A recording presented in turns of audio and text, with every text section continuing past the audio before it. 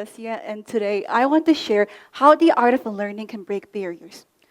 What if the greatest barriers we face today aren't outside of us, but the ones we built inside? That's what I realized when I was 7. I had told my parents I aspired to become a well known poet. I dreamt of living on bookshelves and inspiring people with my words. But instead of encouragement, I was met with cool remarks. You don't know any better. That's not a real job. Become someone useful, they said. That night, something shifted in me. The pink sparkly pen I once adored, sat untouched. The unicorn covered diary that held all my secrets and dreams suddenly meant nothing to me. I had taken their words to heart, and slowly I began to hate poetry. It wasn't just that I stopped writing, it was that I stopped believing my words mattered. Looking back, I see now it wasn't just writing I gave up. It was my voice, my happiness, and my freedom to think without fear of judgment. And I know I'm not the only one. Harvard research states that from ages from 13 to 14, 53% of girls lose confidence. Not because they suddenly became less capable, but because they were told to be smaller, quieter, and more realistic. I started to play by those rules.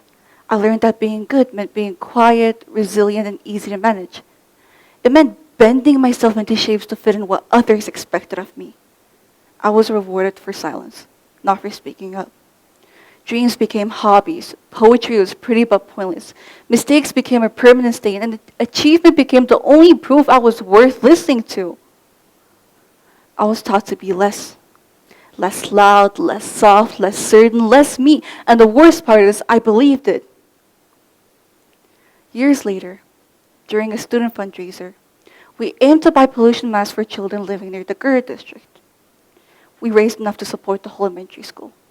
On the outside, it looked perfect, but behind the scenes, it was chaos. Supplies arrived late, volunteers dropped at last minute, deadlines slipped like sand through my fingers. I remember lying awake at night, staring at my ceiling, replaying everything I did wrong, convinced that if I wasn't perfect, the whole project, and maybe even my self-worth would collapse. I tried to hold everything together, to be flawless, to prove myself until I broke. Then came the choice. Keep pretending everything was fine, or be honest and ask for help. For the first time, I chose honesty. I told my team I couldn't handle it alone. I expected judgment, instead I got support. I expected criticism, and I got collaboration. For the first time in a long time, I didn't feel like I had to prove anything. I just belonged. That was when I realized something powerful. I saw myself fail and saw that I was still enough. Psychologists confirmed what I felt in that moment. Perfectionism doesn't make us stronger. It makes us weaker. A review of clinical trials revealed that in 56% of the cases, high perfectionism actually makes recovery from depression and anxiety even worse. High perfectionism isn't a badge of honor. It's a cage. And I was finally learning how to step out of it. That's when I began to understand the art of unlearning. Unlearning is realizing half of the stuff you're taught as kids were more about control and less about the truth. For example, success means money. Really? Because I've met rich people who still cry into the $9 smoothies. Be perfect or don't try. Wrong! Failure is the best teacher you could ever have. Silence is safer than speaking. It's maybe safer, but at what cost? Unlearning is about sorting through those messages. Some you keep, some you ask, why do I even know this? Think of it as moving out of a college room. You don't carry the trash into your new life. You only pack what helps you grow. And for me, that meant picking up the pen again. Writing not to be useful or impressive, because it makes me feel alive. And science backs this up. It's not just a theory, science backs this up. Harvard Health has found that offloading your worries through expressive writing can actually reduce stress and helps the brain focus. That means something as simple as journaling before a test or writing out your fears before a presentation can literally rewire your brain for clarity.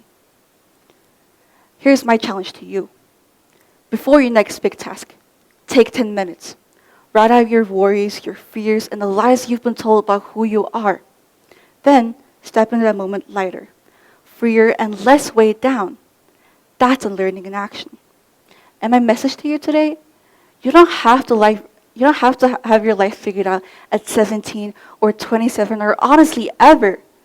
The people who look like they've got it all together, they're just good at hiding the mess.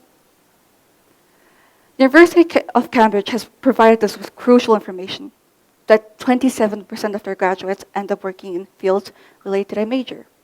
So that means 73% are still trying to figure out. But figuring it out doesn't mean that they failed. It means they're finally stepping into a life that belongs to them. Fear isn't weakness. It's an evidence of freedom. It means you're finally stepping into a life that belongs to you. Breaking barriers doesn't always have to look like you're fighting on the outside. Sometimes it means unlearning the walls we've built inside. And the first wall to break is silence. So pick up your pen, pick up your dreams, pick up the voice, and just be yourself. The bravest thing you can do today isn't to learn more, but to finally start unlearning. Thank you.